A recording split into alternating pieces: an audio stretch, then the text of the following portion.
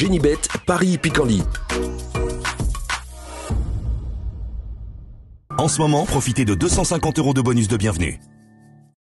Bonjour à toutes et bonjour à tous. Nous allons évoquer le programme et le joli programme de ce samedi 25 novembre sur l'hippodrome de Paris-Vincennes avec un quintet de très bonne facture, le prix de Chenonceau, une épreuve estampillée groupe 3.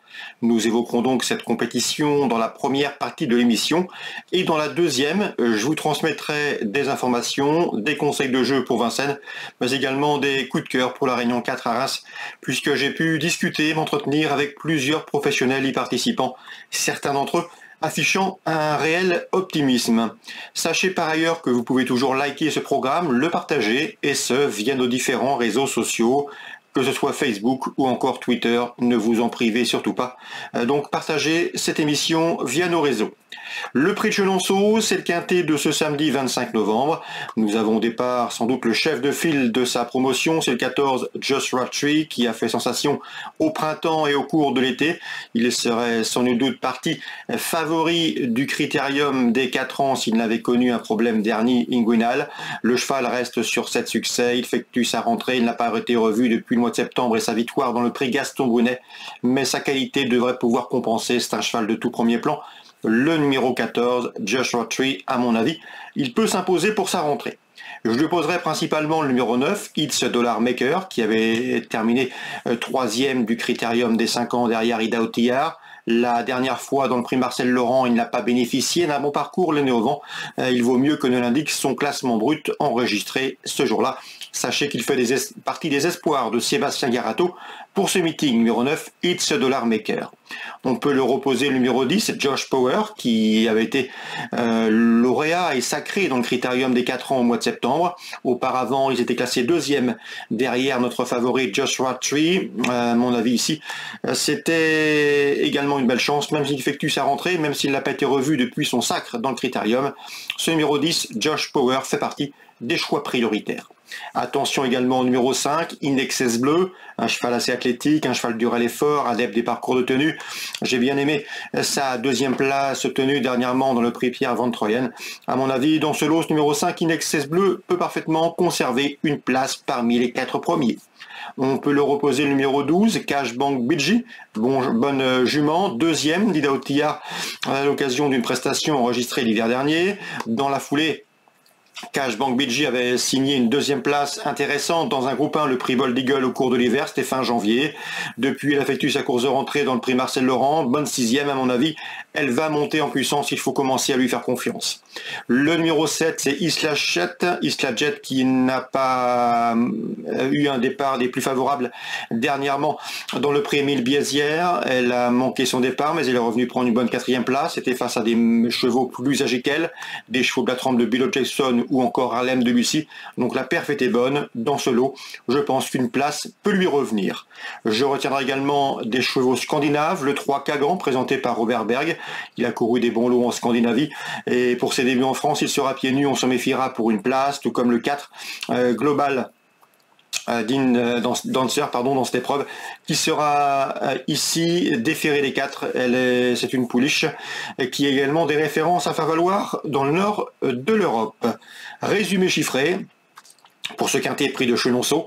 Le 14, Just Rattree devant le 9, It's a Dollar Maker. Le 10, c'est Josh Power et le numéro 5, Indexes Bleu.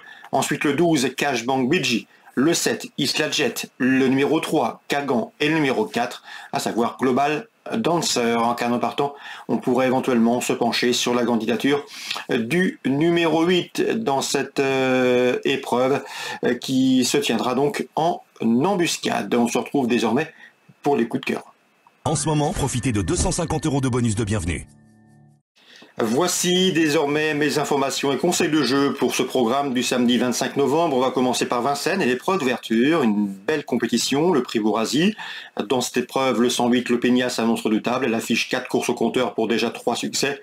Elle est complète, elle est dure à l'effort, elle peut aller de l'avant et à mon avis, elle s'annonce une nouvelle fois difficile à déloger. C'est le 108 Lopegna.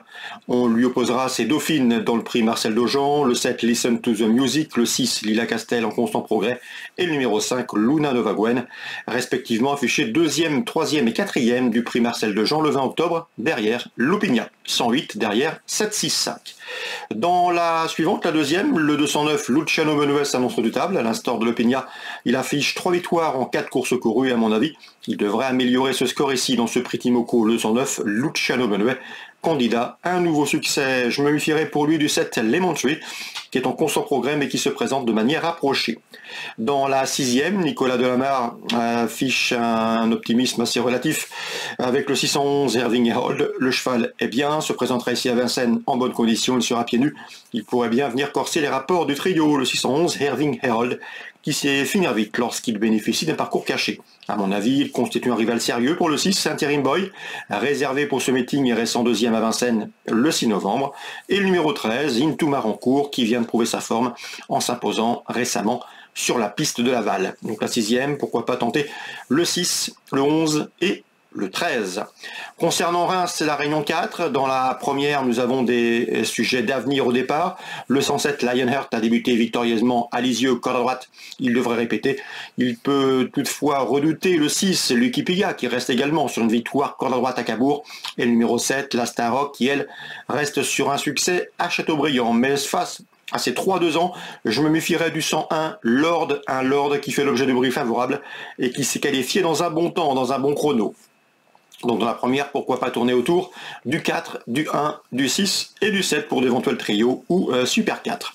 James Le Bouteiller nous avait recommandé le 209 Historic Day dernièrement à Nantes. Le cheval lui a donné raison en prenant une bonne deuxième place. Auparavant, il avait gagné à Mêlée du Maine. Il va à gauche, il va à droite, il est en forme, il sera plaqué les antérieurs, déféré les postérieurs. James Le Bouteiller se déplace donc à Reims avec de légitimes ambitions. Le 209, c'est Historic Day. On peut lui opposer le numéro 13, Harlem de Liton, qui vient de prouver sa forme en s'imposant le 12 novembre sur la piste nantaise. Concernant Jonathan Van Merbeek, il est confiant, en tout cas pour une place avec le 302 Îlot des Trieux. Son interview sera disponible sur canalturf.com. Un cheval qui devrait être dans le coup, qui doit courir caché, ce qui comporte des aléas. Mais c'est un bon droitier, il est en forme et dans ce lot, une chance est tout à fait envisageable. Une place est tout à fait envisageable pour ce 302. Je lui poserai le numéro 11, principalement idéal du Dijon, qui reste sur 2 places de deuxième et qui sera pour l'occasion plaqué des 4 pieds. Concernant la quatrième, le 413 Johnny Duvivier s'élancera avec l'entière confiance de Marius Coignard. D'ailleurs, l'interview de ce dernier est disponible gratuitement sur canalturf.com. Le 413 Johnny Duvivier, un cheval en retard de gain, un cheval complet qui sait tout faire, capable d'aller de l'avant, capable d'attendre, un pur droitier dans l'immédiat, même s'il ira à gauche à terme. Donc j'ai senti Marius Coignard très confiant, il se déplace avec de sérieuses ambitions. 413. On peut lui opposer dans ce quatrième rendez-vous le numéro 16, Jetspé. Fabien Ducrot, là au mieux actuellement, le cheval devrait une nouvelle fois fournir une bonne valeur. Et le numéro 6, qui aura l'avantage de partir en tête, c'est Je rêve de Boer. Sébastien Poilane se déplace de Mayenne, là aussi, avec la ferme intention d'amortir le déplacement et pourquoi pas mieux. Donc la quatrième, le 13, le 16 et le 6 pour les infos recueillies auprès de leurs entraîneurs respectifs. Voilà pour les infos de ce samedi 25 novembre. J'espère qu'elles vous seront bénéfiques, fructueuses. En tout cas, n'hésitez pas à liker ce programme, à le partager s'il vous donne entière satisfaction. Génibet, Paris Picardie. En ce moment, profitez de 250 € de bonus de bienvenue.